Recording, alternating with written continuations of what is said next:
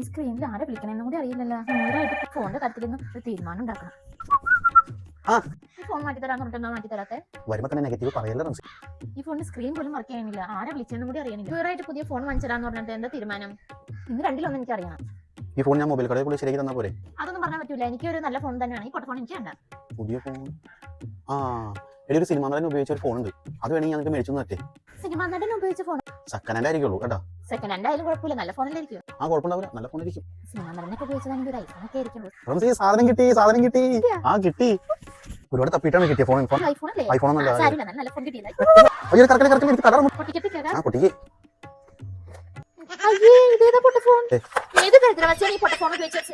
സത്യം പറയാ ആരായാലും എടി മറന്തോണിയുടെ പാഷാണ ചാജി ഉപയോഗിച്ച ഫോണാണ് പോയി. ഞാനൊരു പണി ഇവിടെ ചെയ്യും.